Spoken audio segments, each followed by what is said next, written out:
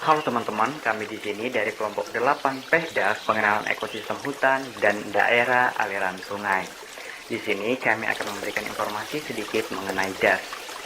Daerah aliran sungai merupakan suatu wilayah yang dibatasi oleh punggung-punggung bukit yang menampung air hujan dan mengalirkannya melalui saluran dan kemudian berkumpul menuju suatu muara sungai, laut, danau, ataupun waduk.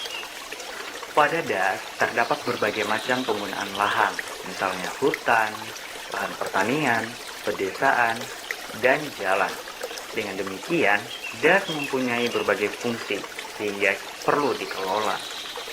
Pengelolaan daerah aliran sungai merupakan suatu kegiatan yang dilakukan oleh masyarakat, petani, dan pemerintah untuk memperbaiki keadaan lahan dan ketersediaan air secara terintegrasi di dalam suatu daerah aliran sungai.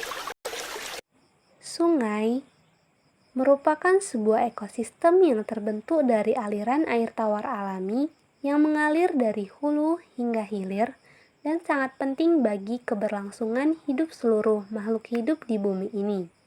Sebagai sebuah ekosistem, sungai menjadi habitat bagi banyak biota air tawar. Tak hanya itu, banyak pula satwa lain yang bergantung pada keberadaan sungai sebagai sumber air utama. Sungai sangat penting bagi kehidupan kita manusia Indonesia. Selain sebagai sumber air, sungai juga membantu pertumbuhan dan perkembangan masyarakat dan budaya kita. Ada banyak sekali sungai yang mengalir di Indonesia, dan setiap sungai memberi ciri khas pada budaya dan kehidupan masyarakat di sepanjang sungai.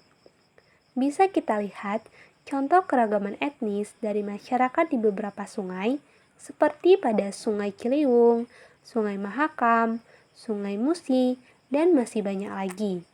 Hingga saat ini, sungai banyak dimanfaatkan sebagai sumber air, jalur transformasi, sumber energi berkelanjutan, sumber pangan, tempat melakukan budidaya, sebagai tempat rekreasi, hingga menjadi tempat yang memberikan mata pencaharian bagi masyarakat yang hidup di sekitar sungai.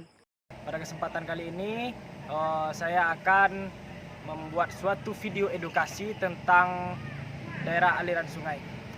Baiklah, sekarang saya berada di satu daerah sungai, yaitu di daerah Simalingkar, di mana kondisi sungai tersebut dapat kita saksikan bersama-sama. Airnya berwarna coklat, kemudian banyak sampah-sampah yang hanyut. Penyebab air berwarna coklat tersebut dikarenakan sedimentasi di bagian hulu atau mungkin daerah hulunya tercemar dan mengalami longsor. Jadi sekarang tindakan kita bagaimana untuk membersihkan sungai ini agar tidak tercemar lagi. Baiklah, sekarang saya sudah berada di lokasi sungai yang kedua, di mana lokasi sungai kedua ini keadaannya lebih bersih daripada sungai yang pertama.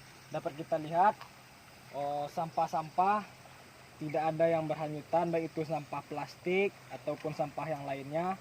Kemudian di sebelah sini ada bapak-bapak sedang menjala ikan.